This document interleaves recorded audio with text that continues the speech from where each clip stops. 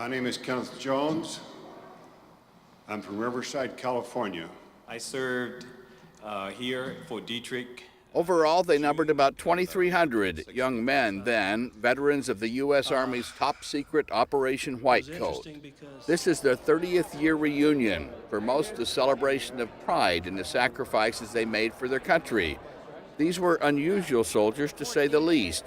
They were all members of the Seventh-day Adventist Church, and they never fought in any battlefield. Their mission was to serve as human guinea pigs. You are in Fort Detrick, where some 600 military and civilian scientists work together in research to protect this country against a biological attack. Most Whitecoats fought their war at Fort Detrick, Maryland. The enemies were dangerous and deadly viruses and bacteria administered by their own government. The purpose of the program was to help develop and test vaccines. Wendell Cole was exposed to the dangerous virus called Q fever. Are you proud of participating? Yeah, and I'm gonna, when I check out, I'm gonna have the American flag, I'm gonna have a military funeral and all those other things they want to give you. I'm proud. Operation Whitecoat began in 1954 in the early years of the Cold War. The fear then was that Russia was ahead in the development of biological warfare. The U.S. was struggling to catch up, using rats and monkeys. But animal responses do not always reflect those of humans. That's when the Army approached leaders of the Seventh-day Adventist Church, whose members are called to adhere to a strict health code, no drinking or smoking, and they take the commandment, "Thou shalt not kill," quite literally. The church has always been engaged in medical missionary work and draws inspiration from the quote in the book of James, "If you know to do good and you don't do it, that is wrong." There seemed to be a natural fit, so when the military came to the church and said, "We're drafting a bunch of your guys, most of them are going into the medics, most of them are non-combatants, there's this ethos and ethic, it seems like a good test group to use." Richard Stenbecken was an Army chaplain for almost 24 years, and he is now director of the church's chaplain ministries throughout the world. He says the church approved the plan because it was mutually beneficial and allowed members to worship on Saturday, their Sabbath. Sabbaths were free.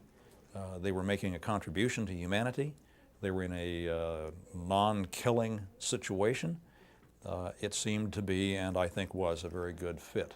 There was a troubling ethical question the church had to come to grips with about members participating in tests that could be used for offensive weapons. If the Seventh-day Adventist Church leadership felt that there was any clear evidence that this material Whitecoats were involved with was being used offensively, I think the church would have counseled its men against going into it. Could some of that data be used ultimately in another way? I can't answer that other than to say data is data, and how people use that data is their responsibility.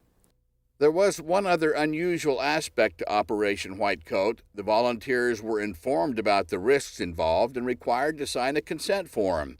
They could also leave the program whenever they wanted, and hardly anyone left, even those faced with exposure to the deadly tularemia bacteria, like Ed Lamb, who has no regrets. They briefed us so thoroughly. They were really careful about the preparation, and we would sit through meetings and spelled out in detail. And I really had no qualms about it. I was the first Whitecoat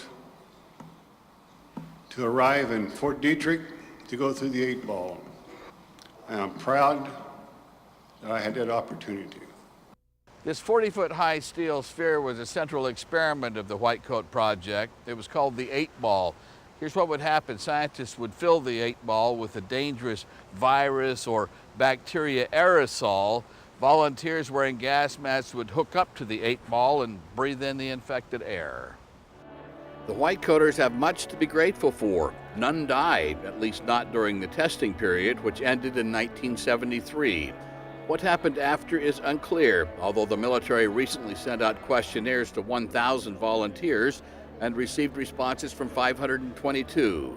This is Colonel Philip Pittman. We found that for the most part that we could find no adverse health effects from them having participated in biomedical research. Colonel Pittman says the study did find an increase in the incidence of asthma and headaches among some volunteers, but it was a very limited study. Only 25% of the whitecoaters were surveyed, partly because the Army and the church have lost track of hundreds of volunteers. The military chose not to fund blood tests, which could have been far more definitive.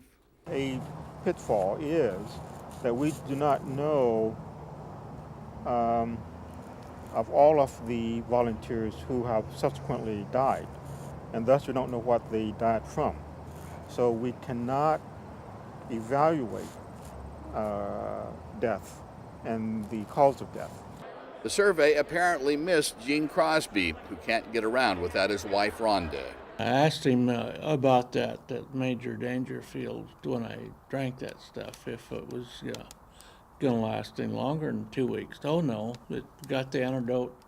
It'll be all over in 2 weeks. So, and it isn't over yet today.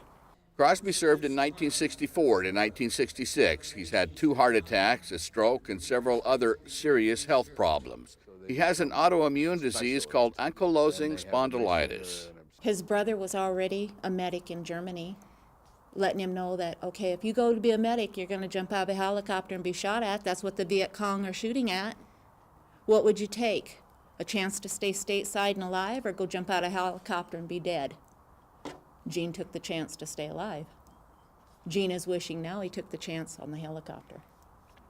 He was told 3 years ago that he would be dead within a year, but he is still fighting, this time against the Army, which he says has stonewalled his pleas for help. The couple has also left the Seventh-day Adventist, saying the church sold them out. Chaplain Stembecken said he was unfamiliar with the Crosby case. There is always the dangerous possibility of something going awry. But do you think that it would be the church's ethical responsibility to help him out? It needs to be multi-layered because the responsibility is a shared responsibility. Almost everyone we spoke with is proud of their military service, although there were some who questioned the long-term medical and psychological support they received from both the Army and the church. They volunteered us. This was a bunch of Seventh-day Adventist kids. Lester Bartholomew and Gerald Lee both served between 1965 and 67. What kind of test did you have? I had rabbit fever, black plague, and tularemia. His temperature was up to 106. And we had him in ice to get his temperature down. He didn't remember most of it. And Lester says he's had some lingering effects, though nothing serious. That's what I'm negative on, because Seventh-day Adventist probably had one of the biggest medical organizations in the world at that time. And there was no backup before we went in or no backup after we went in. And of course the Army denied that we did anything when we were there. But the overwhelming sentiment here is that the testing, their sacrifices, made the U.S. a safer place. We now have inoculations against many of the diseases and viruses tested here.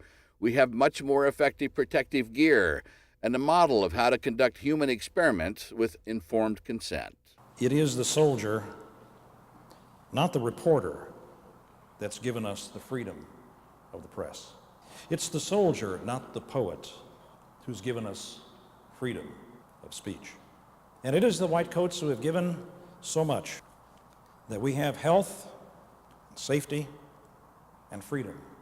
Thanks to the Lord, I'm alive and glad to be part of Whitecoats, and I do it all over again.